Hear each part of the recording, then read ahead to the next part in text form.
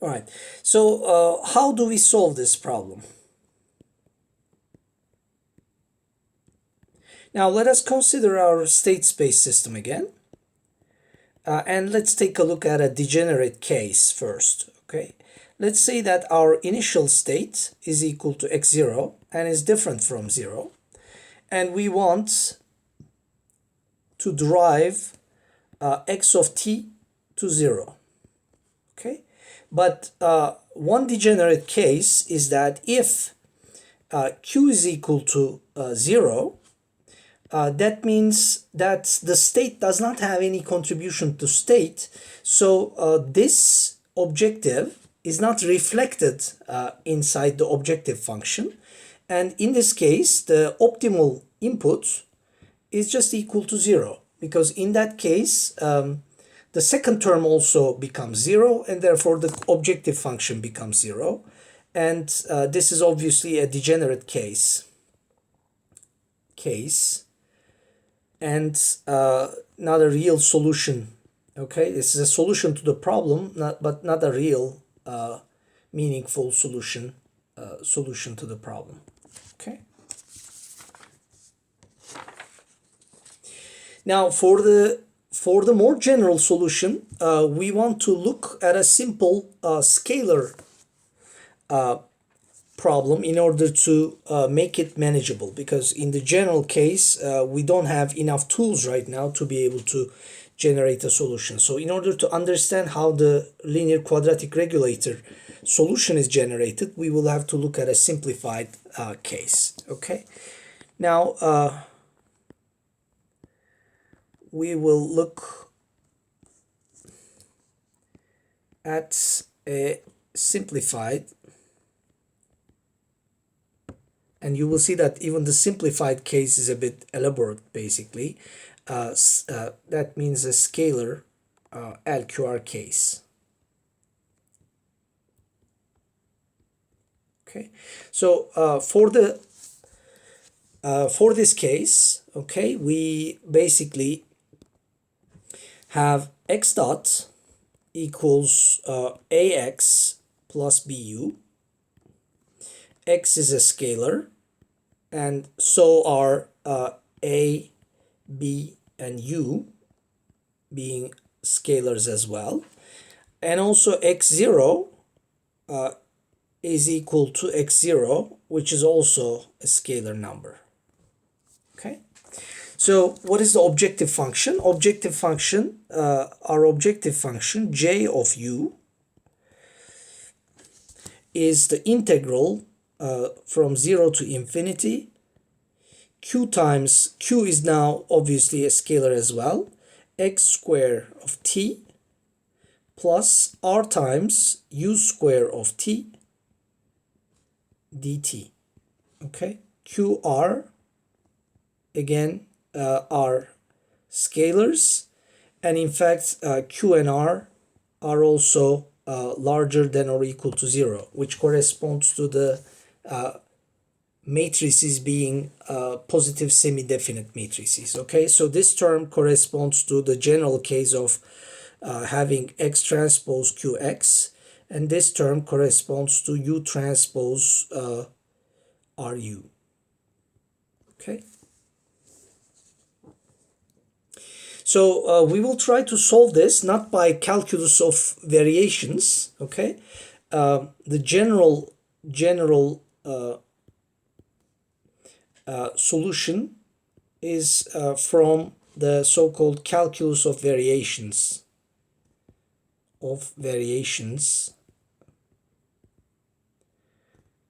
Okay, but for now we will stick with what we know. Okay, so here's what we will try to do.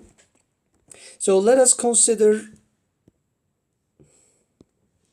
So remember what we are trying to do. We are trying to find the minimum value of this function, when the minimum occurs, and what's the value of u that minimizes this objective function. Okay, so the task is to find u star of t minimizing j u of t. Okay, so we want to try to find the minimum value of this objective function and the input that actually minimizes this function. Okay, so we will have to do some clever manipulations in order to be able to do that. Okay, so let us start with the state equation, because we know that the state equations needs to be satisfied. Okay, let us start with writing the state equation. So we will have to integrate the state equations inside the objective function and see what that does to the objective function in a sense. Okay, so let us start with x dot. Sorry, I'm having some difficulty with the tablet here. Okay, so x dot of t is equal to a x of t plus b u of t. Okay, and we want to multiply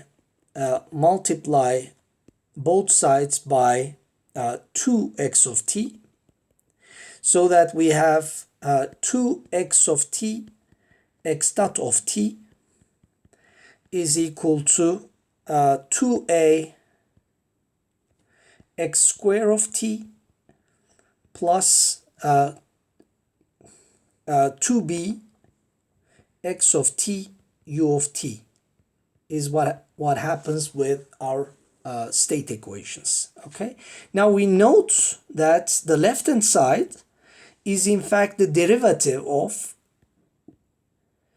x square of t, because if we take the derivative of x square of t, we know that it's going to be 2x of t and the derivative of x of t, okay, by the chain rule. So we see that the left hand side of this equation is actually d over dt x square of t, and that is equal to the right hand side 2a x square of t plus 2b x of t u of t. Okay, now what I'm going to do is I will take the integral of both sides from 0 to infinity. So so I'm going to get the integral from 0 to infinity of the left hand side dt, and the integral of the right hand side from 0 to infinity dt. Okay, now the left hand side, because I also have the derivative and the integral, they basically in a sense cancel each other.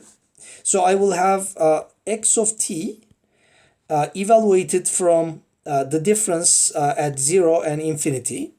Okay, so that means this this is going to be x square of t. Okay, so that's going to be x square of t from calculus, x square at infinity minus x square at 0. And we know that this is nothing but our initial state x0. Okay, so that's going to be equal to integral 0 to infinity. And we have 2a x square of t plus 2b x of t u of t, x of t u of t, and dt. Okay. Now, since we want the state to go to 0, at the desired solution,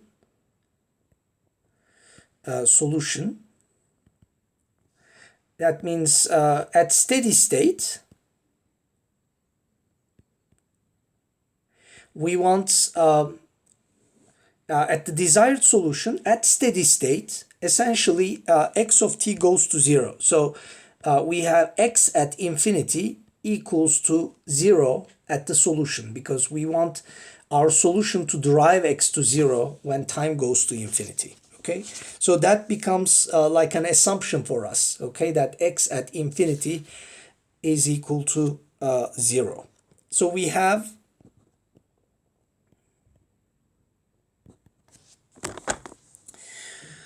essentially integral 0 to infinity 2 a x square of t plus 2b x of t u of t dt plus, sorry, this is x0 square, right, over here. So plus x0 square is equal to 0.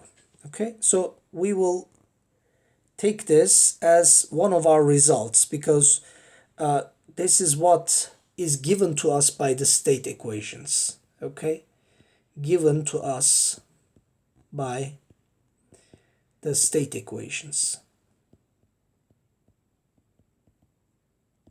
Okay.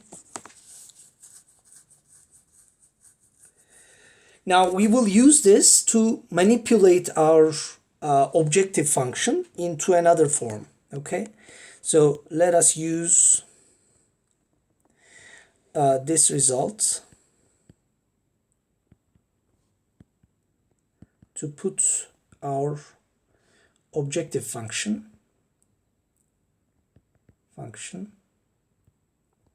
into a new form. Okay, so at this point let me break and save this